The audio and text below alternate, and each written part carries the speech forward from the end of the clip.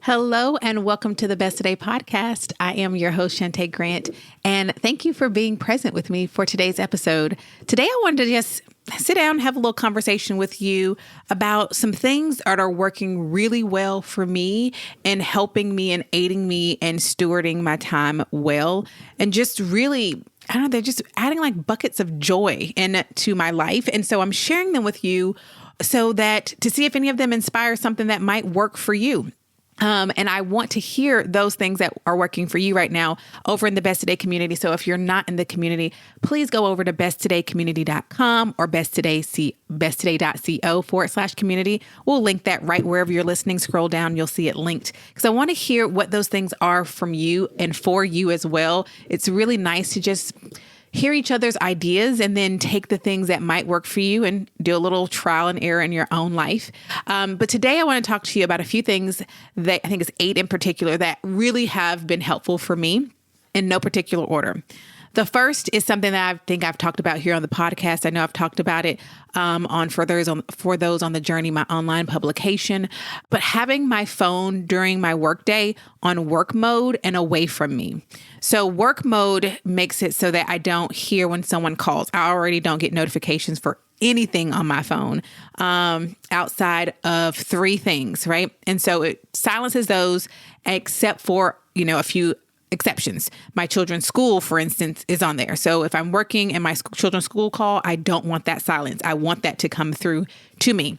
But that has not happened, knock on wood. But yeah, so what that does is it helps me to stay focused and reminding me it's a boundary. My phone is unavailable to me right now. We are just focused on work.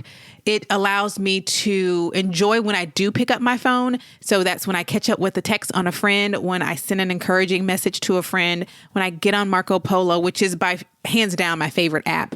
I don't think that's not social media because you're just talking to a person that you know in real life. But Marco Polo, without a doubt, is my favorite app of the moment and probably has been since I started using it years ago.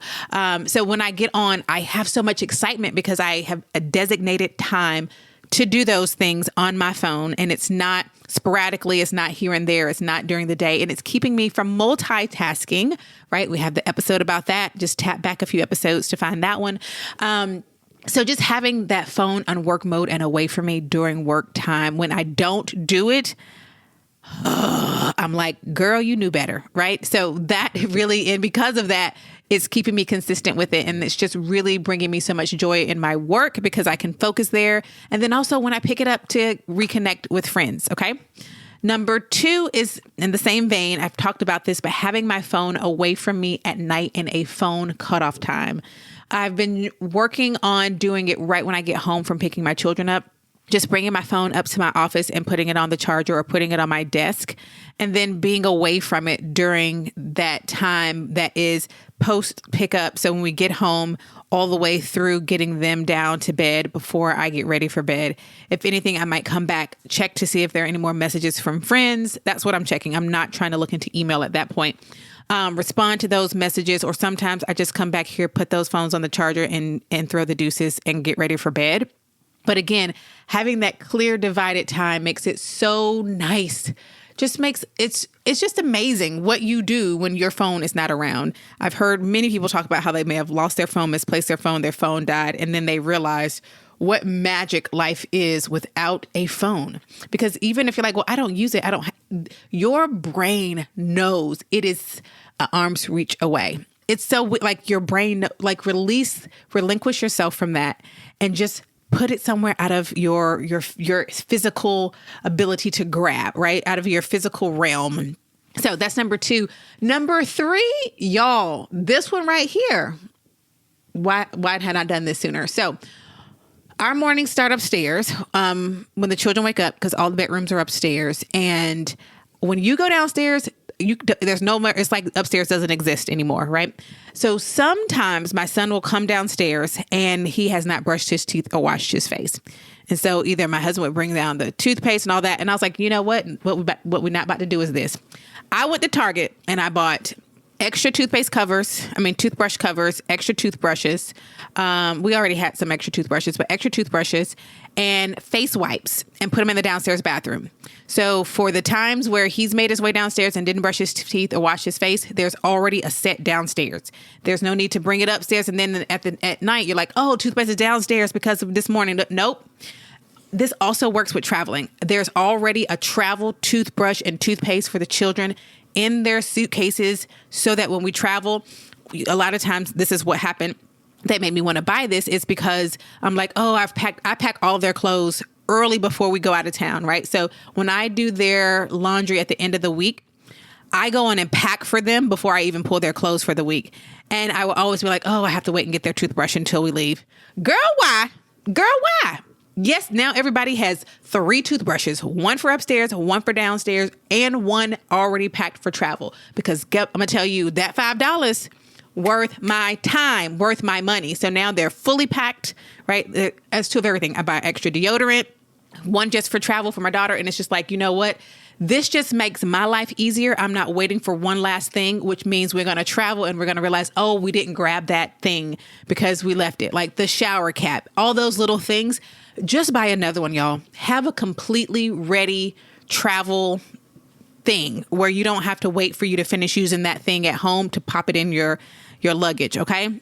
So that's kind of a 2-for-1, but putting that toothpaste, and toothbrush, like buying them a whole thing of toothpaste and 2 new toothbrushes, putting in 2 new little covers, because a toothpaste with no cover to me is one of the most disgusting things on the planet. Gross. My children don't care that if their toothbrush isn't in some type of container. And I have never been team put it in a little bowl and let it sit there, like breathing the air.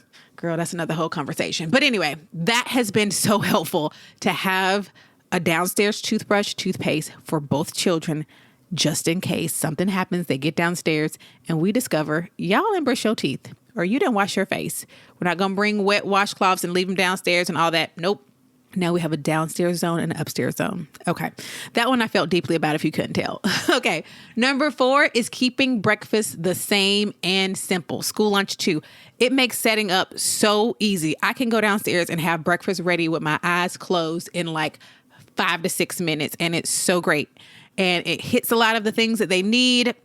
And it's just simple. And that has been really, really helpful. So if you've been thinking you got to do something different every day, keep it fun. For me anyway, keeping breakfast the same and lunch the same. And thankfully they like pretty much the same thing all day, like every day. I might throw in like, here's bagels. So now you can do bagels or toast, right? That might be some variety, but other than that, it's like, you still gonna get a bread if you want bread, right? My children are in love with toast right now. They're just really into toast. So, it's just been great. It's having the same thing, particularly during the week, for breakfast and for lunch. Okay. At Best Today, we exist to help women just like you be your best one today at a time. So each week on the podcast, we are going to highlight your stories and your voices. So let's see what's in the inbox today. Today we have a 5-star review of the Compass versus the Clock workshop from Catherine, who writes, Shantae's Best Today workshops never disappoint, and the Compass versus the Clock was no exception. The concept of a compass has helped me to visualize whether my choices each day are guiding me in the direction I desire to go in life, or am I making choices that are sending me in the totally opposite direction I want it to go? And what changes can I make to get back on track? A well-defined compass can help make more intentional use of the clock. Sometimes I do feel like I'm fighting against the clock, so this workshop was exactly what I needed right now. Thank you for offering these workshops. Thank you, Catherine, for always being present for all the things that we put forth here at Best Today and for sharing that 5-star review. If you'd like to work through that Compass versus the Clock workshop and learn how to live your life where the clock, right, your to-dos, the things that you have to get done in your everyday, your life isn't being dragged by those, but instead by the things that give you directions, the thing that you value, Go and take this workshop right now. It's available at besttoday.co/workshop. We'll also link to it in the show notes, Compass versus the Clock. You can get that replay. It will give you the paper that you need to work through the exercise that we walk through in the workshop. You're going to enjoy it. This was our most popular, most highly praised, and just the feedback was amazing when we did this workshop live. So you get that replay. You can take it right now. You're 2 minutes away from getting started by going to besttoday.co/workshop. Thank you again, Catherine, for that 5-star review. And we'll have that linked right now wherever you're listening. Just scroll down. You can click the link and get inside of Compass versus the Clock workshop today. Number 5 has been prepping lunches at night or right after we get home. I prep the dry and the cold items. So when we get home from school, ideally, I empty out the lunch boxes and repack. I repack that little container of fruit. I repack the little reusable bag, zippy bag of whatever their salty thing might be, popcorn, what are they called? Cheese crackers, whatever it is. Repack that. Refill the sauce for their chicken nuggets, put that in the fridge. So in the morning, the only thing I have to do is pull out the cold items. The warm items, the dry items are already in the lunchbox. And then I make the chicken nuggets and pop those in the thermos in the morning, which again, I could do that with my eyes closed. I preheat my air fryer, pop those things in. It beeps when it's done. I take them out, I put them in, bada bing, bada boom. So, but doing all that prep the night before or right when we get home from school, I mean, I've been doing that for years, y'all. It's still working. This isn't the first year. Well, this is the first year they've been in a school that doesn't serve its own lunch. So I'm making both lunches every single day. Whereas at least last year, the school they went to had a kitchen and a cook. So some like two or three times each week, they would want the school lunch. But this year is like, no. So because of that, it's just come in even more clutch because 5 days a week, we making the lunch here. Okay. So next is keeping a book with me. So it's my default and not a phone when I'm anywhere waiting. I did an entire post, I think, on this, talking about it over on For Those on the Journey, my online publication. It's just so great to have that default be something that is good for me and to me. And so having a book to pull when I'm in a doctor's office waiting because I got to carpool early or wherever it is I am, or sitting in unexpected traffic or whatever that might be, I can reach for a book before I reach for my phone. And here's the thing, that's going to matter so much to me because I'm also really enjoying reading more. I have a stack in my head. Well, not really in my head. I have a stack of books that I want to read. And this allows me to actually get through and get to the books that I'm interested in. You can read so much if you reach for a book every time you would reach for your phone. Even if you just sit there and read for 5 minutes. I'm telling you, you'll sit and read for 5-10 minutes, but you are going to scroll for 30. If you want to read more books, put a book in your reach where your phone normally is and come back and let me know how that goes. All right, next. Email boundaries. I have been using a pop-up on my email that goes up on Thursdays that I'm no longer in my inbox for the week and won't be back until Tuesday afternoon. That allows me to keep Monday a head down day, no expectation to hear back from me. And they're really the same thing on Tuesday. So that gives me a full Monday to get into the week, and then Tuesday to deal with whatever is the pour over from Monday. And then Tuesday afternoon, that's when I'm kind of like, okay, let's see what's going on in this inbox. And the bounce back says that. So people already know that's the expectation. You won't hear back from me until the very earliest Tuesday afternoon. And really, realistically, it might not be till Wednesday. That has been fantastic. And then the last thing, I'm looking at one of them right now. I'm holding it. I bought new pens that I really, really love. I had an event at a stationery store here in town, and I've just never been one for like getting a fancy pen. And by fancy, y'all, these pens were less than $3. They're called Lei Pen. It says made in Japan. I'm sure there are multiple brands. This one is called the Marvy, Marvy. I'm guessing that's the name. I bought so many great colors that I actually plan to go back and buy more. But let me tell you what colors I bought because I love them so much. I'm pulling them out. I bought, if you're curious, Oriental blue, teal, of course, dark gray. Gray's like my new favorite color, y'all. Jade green, green, and sepia. And I want to go back now and get every other color I didn't get for the most part. Like I probably just won't buy like a yellow. But other than that, I've loved them so much. Let me tell you why though. Let me tell you why. Something about having these new pens that I really love makes me want to write more. So I'm journaling more. I'm writing more by hand. I use them in my Best Today Guide morning page. I actually use them for my Best Today Guide. And it's just like, it's added like an extra delight and joy to something as simple as doing my Best Today Guide in the morning. And it also makes previewing my week a lot prettier. My handwriting is better with them too. And it's also made me want to write more notes and letters to friends. I sent a letter to a friend with this cool stationery I bought from that same store. And it's just really something so small as really loving the pens and wanting to write with them more has encouraged me to do things that I enjoy because it's just more fun with these fun, colorful pens.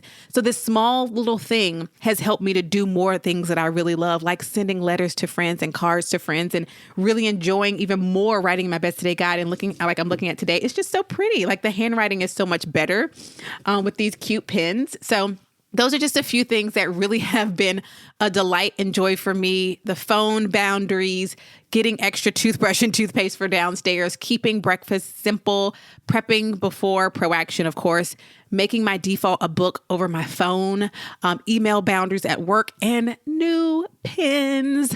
For my fellow stationery lovers, I know you understand that one. So now I want to hear from you. What are the things that have been bringing you immense joy or just being really helpful as you continue to be a steward of your time? Let me know over in the Best Today community, which you can join by going to besttodaycommunity.com. We'll link to it here in the show notes as well. Thank you for being present with me for this week's episode of the Best Today podcast. The best way to support the podcast is by leaving a review, sharing with a friend, or letting me know your favorite parts and what questions you have. We'll link below a way to leave us a message. You can always email us at hello@besttoday.co or go to besttoday.co/voice. To hear more from me, I do invite you to read and subscribe to my online publication, For Those on the Journey, which you can find at forthoseonthejourney.com. We'll link that below as well. Thank you again for listening to the Best Today podcast. Listen to more episodes by going to besttodaypodcast.com or wherever you're listening, tap back. Episode 151 is a great episode because it covers a catalog of all the first 150. So if you're looking for the next place to start, I recommend there. And I'll talk to you on the next episode. Bye for now.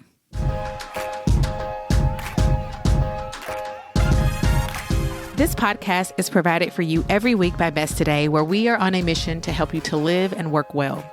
We do this by creating resources that bring intention to how you plan, schedule, work, and live. You can get started in one of 3 easy ways. First, by taking our product quiz at besttoday.co/quiz. 2, joining us in our online community, the Best Today community, at besttoday.co/community. Or 3, connect with us through email at besttoday.co/email, all of which are linked below in the show notes. To learn more about our company and what we do, visit besttoday.co and join thousands of customers around the world pursuing a life of intention, one today at a time.